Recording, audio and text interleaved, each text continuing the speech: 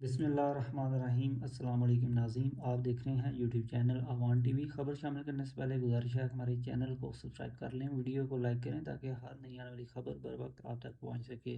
ناظرین، ایک افسوسناک خبر آپ کے ساتھ شیئر کرنے جا رہے ہیں گجرات سے۔ گجرات کی سیاست کا ایک بڑا نام، بزرگ سیاستدان اور گجرات کی سیاست کا ایک تاریخی باب جو کہ آج بند ہو گیا ہے۔ نوابزادہ خاندان کے سربراہ اور سابق ایم این اے نوابزادہ مظہر علی خاں آج 94 برس کی عمر میں اپنے خالق حقیقی سے جا ملے۔ آج نوابزادہ مظہر علی خاں ابتدائی میڈیا اطلاعات کے مطابق لاہور کے ایک نجی ہسپتال میں زیر علاج تھے گزشتہ چند دنوں سے، جو کہ طویل بیماری کے بعد آج وفات پا گئے ہیں۔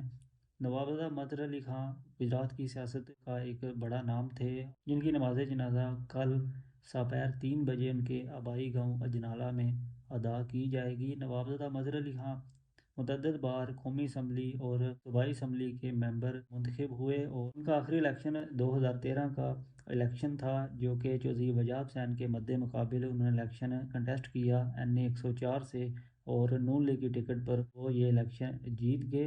2018 کے الیکشن میں انہوں نے جو ہے حصہ نہیں لیا، اور اس کے بعد انہوں نے اپنے سیاسی جانشین کے طور پر اپنے چھوٹے بھائی نوابزادہ غضنفر علی گل کو مقرر کیا، اور خود عملی سیاست سے وہ دستبردار ہو گئے۔ گزشتہ چند ایک سال سے وہ طویل بیماری کا جو ہے وہ شکار تھے۔